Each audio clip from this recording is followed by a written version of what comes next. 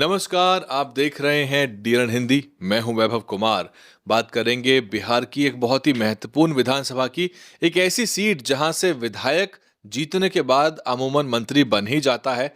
बसपा का इसको गढ़ माना जाता है। उत्तर प्रदेश के बॉर्डर से ये लगी हुई सीट है। हम बात कर रहे हैं कैमूर जिले की चैनपुर विधानसभा की, और चैनपुर में 6 नवंबर को बहन मायावती जी की चुनावी सभा भी है। वो हालांकि भभुआ में है।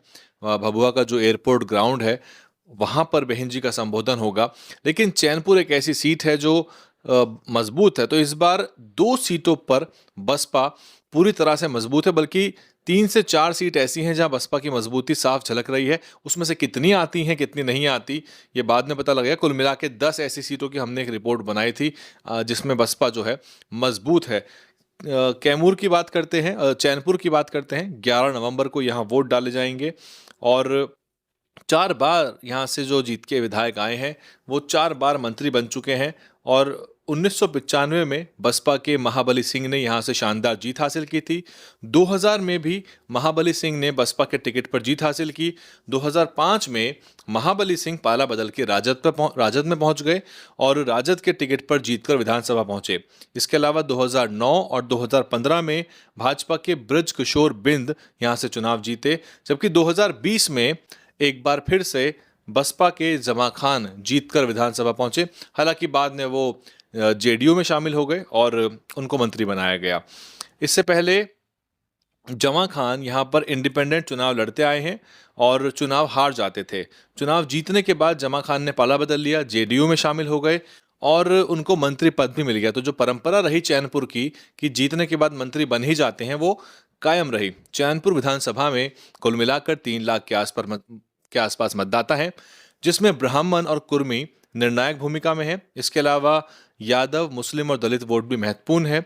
2025 की अगर हम बात करें तो बसपा के टिकट पर धीरज कुमार उर्फ भान सिंह, जेडीयू के टिकट पे जमा खान जो कि बसपा के ही टिकट पे जीते थे, बसपा ने उनको पहली बार विधायक बनाया। राजद के टिकट पर ब्रज किशोर बिंद और वीआईपी के टिकट पर बाल गोविंद चुनाव मैदान में है। और एक तरह से यहाँ पे जो इंडिया गठबंधन के घटक हैं, राजद और वीआईपी, वो भी आमने सामने है। तो इसलिए मुकाबला दिलचस्प है। बसपा यहाँ मजबूत है और इन परिस्थितियों में किसका पलड़ा भारी होगा और बहुजन समाज पार्टी क्या यहाँ से चौथी बार बिहार में जीतकर इतिहास दर्ज करेगी, ये देखना बहुत ही महत्वपूर्ण होगा।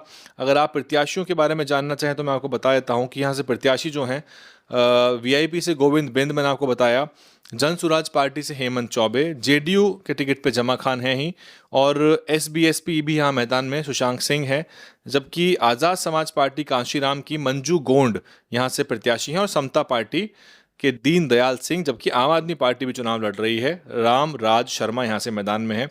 और पिछली बार की बात करें तो जमा खान को मिले थे 95,000 वोट, जो कि 46% था। बड़ा वोट है 46%। आप समझ सकते हैं कि एक बार 50% के आसपास अगर आप पहुंच जाते हैं या 40 का आंकड़ा पार करते हैं और सेकंड, थर्ड, फोर्थ नंबर पर वोट जब बढ़ जाता है तो जीतना आसान हो जाता है। हालांकि यहाँ पर बीजेपी ने कड़ी टक्कर दी थी। ब्रज किशोर बिंद को 34% वोट मिले, लगभग 70,900 वोट मिलते हैं, और 34% उनको कुल मिला के वोट मिलते हैं। तो कम से कम 10% का उनका अंतर है। तो अच्छी फाइट यहाँ पे दी थी।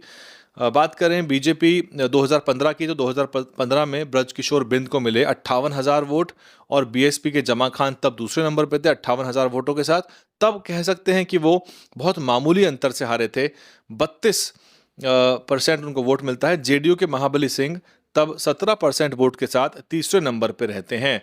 तो ये कहानी है। और 2010 की बात अगर हम करते हैं तो तब बसपा को यहाँ 23% वोट मिला था। डॉक्टर अजय आलोक यहाँ प्रत्याशी थे। तो आप ये समझ सकते हैं कि कुल मिलाकर यहाँ बसपा का वोट मौजूद है, यानी कि बसपा ने विभिन्न प्रत्याशियों के साथ यहाँ चुनाव लड़के देख लिया, बसपा को यहाँ वोट मिलता है।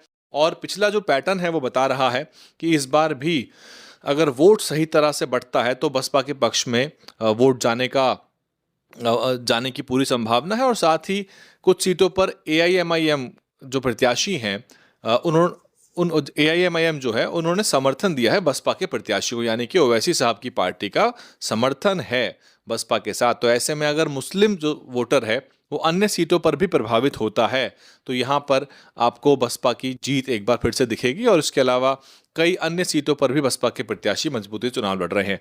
क्या पूरे विश्लेषण पे आपको कहना है? आपने सारे आंकड़े सुन लिए, आपको क्या लग रहा है अब क्या कुछ होने वाला है? आप मुझे कमेंट करके बता दीजिए। आप देख रहे थे डीएन हिंदी, मैं हूं वैभव कुमार, और कौन सी विधानसभा का आप विश्लेषण जानना चाहते हैं, आंकड़े सुनना चाहते हैं, मैं सारे आंकड़े तैयार करके आपके लिए लेके आ जाऊंगा। और आपने सब्सक्राइब नहीं किया तो सब्सक्राइब कर लीजिए, और क्योंकि हम लगातार बहुजन राजनीति की खबरें और बहुजन समाज पार्टी खबरें आप तक पहुंचाते रहते हैं। सब्सक्राइब करिए। फेसबुक के दर्शक यूट्यूब पर जाकर सब्सक्राइब करें, और यूट्यूब पे जो देख रहे हैं वो लोग फेसबुक पेज को जाके लाइक करें। निःशुल्क होता है, फ्री होता है, आपका पैसा नहीं लगता, लेकिन चैनल जो है मजबूत होता है, उसका आंकड़ा नजर आता है। बहुत धन्यवाद। डीएनएन हिंदी को सब्सक्राइब करने के लिए दबाएं लाल रंग का सब्सक्राइब बटन और घंटी का बटन दबाकर ऑल नोटिफिकेशन पर क्लिक करें। चैनल को जिंदा रखने के लिए नीले रंग का ज्वाइन बटन दबाकर चैनल को आर्थिक सहयोग करें।